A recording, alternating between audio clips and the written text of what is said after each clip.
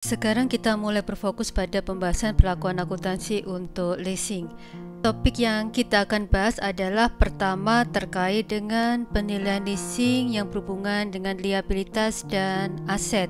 Kemudian kita membahas subsequent lease accounting, dan terakhir seperti biasa kita merangkum perlakuan akuntansi yang sudah kita bahas sebelumnya terkait dengan penilaian untuk liabilitas dan aset dan terkait dengan subsequent lease accounting. Seperti yang sudah kita bahas sebelumnya, lease adalah kontrak atau bagian dari kontrak yang memberikan hak kepada lessee untuk menggunakan aset dalam bentuk properti, plant, or equipment yang disebutkan dalam kontrak leasing untuk jangka waktu tertentu. Dari pembahasan tersebut kita mengetahui bahwa lease ini memberikan hak untuk menggunakan aset dari lessor ke lessee tanpa adanya perpindahan kepemilikan. Untuk memudahkan pemahaman kita, maka kita ilustrasikan ke contoh di sini. Contoh melibatkan perusahaan penerbangan Air France. Transaksinya sama dengan PT Garuda, di mana Air France ini untuk mendukung kegiatan operasinya pasti didukung dengan salah satu aset terbesarnya, yaitu pesawat terbang. Untuk mendapatkan pesawat terbang, Air France melakukan peminjaman senilai 47 juta dolar ke bank bernama Barclays. Peminjaman ini dalam bentuk wesel atau notes untuk jangka waktu 10 tahun. Peminjaman uang tersebut untuk membeli pesawat Boeing 737. Sehubungan dengan itu, Air France seharusnya melaporkan aset dan liabilitas sejumlah 47 juta dolar, sehingga jurnalnya seperti yang kita sudah pahami selama ini, yaitu debit airplane, kemudian kreditnya adalah notes payable sebesar 47 juta dolar. Jadi perlakuan akuntansinya juga sama jika Air France membeli Boeing 737 senilai 47 juta dolar langsung dari produsennya Boeing. Walaupun pembelian dilakukan dengan mengangsur, maka Air France akan memperlakukan akuntansinya sama, yaitu dengan melibatkan aset dan melibatkan liabilitas. Kemudian terdapat contoh lainnya di mana Air France menyewa Boeing 737 untuk jangka waktu 10 tahun dari perusahaan leasing, yaitu International Lease Finance Corp, di mana pembayarannya juga dengan cara angsuran. Sekarang pertanyaannya adalah terkait dengan kapitalisasi. Dapatkah Air France mengkapitalisasi Boeing 737 melalui dengan kontrak leasing? Sebelum kita membahas perlakuan akuntansi yang tepat terkait dengan kapitalisasi tersebut, slide ini menunjukkan beberapa pandangan terkait dengan kapitalisasi transaksi yang berhubungan dengan leasing.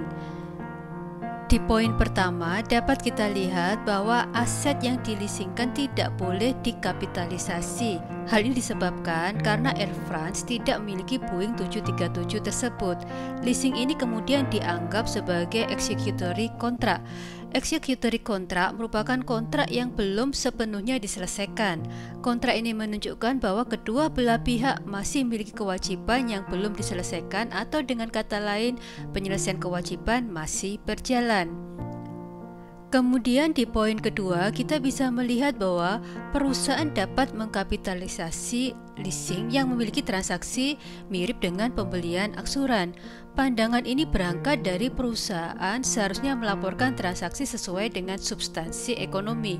Oleh sebab itu, jika perusahaan mengkapitalisasi pembelian angsuran, mereka juga harus mengkapitalisasi aset yang berhubungan dengan leasing, karena leasing kan dibayarkan secara angsuran juga. Kemudian di poin ketiga disebutkan untuk mengkapitalisasi semua leasing yang tergolong jangka panjang. Pendekatan ini hanya berlaku untuk kontrak jangka panjang atas penggunaan aset untuk dikapitalisasi. Pendekatan ini membolehkan lessee untuk mengkapitalisasi aset yang dileasingkan yang tergolong jangka panjang.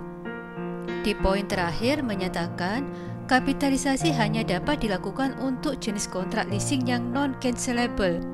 Di KISO disebutkan firm contractual rights and obligation.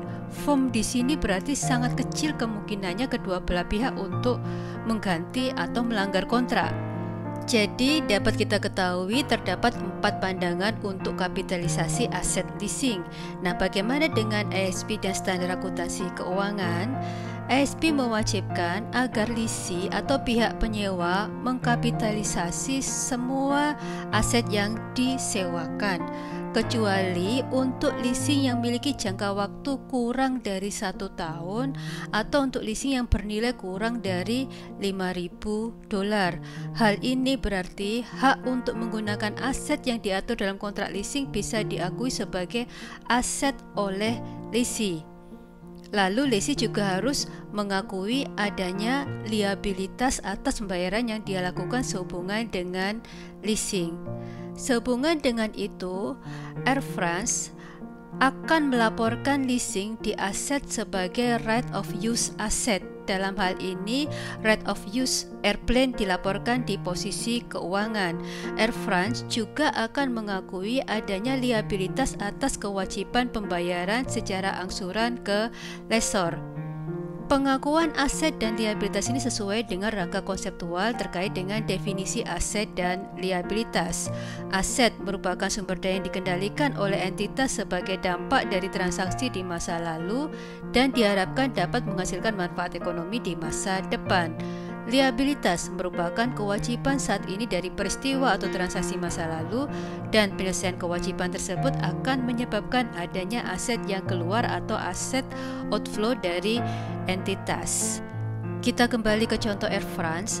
Ketika pencatatan lease sudah dilakukan, lessee yaitu Air France akan mengakui juga interest expense atas liabilitasnya selama umur leasing tersebut dengan menggunakan suku bunga efektif atau effective interest method, dan juga mengakui adanya depresiasi atau depreciation expense atas penggunaan right of use asset.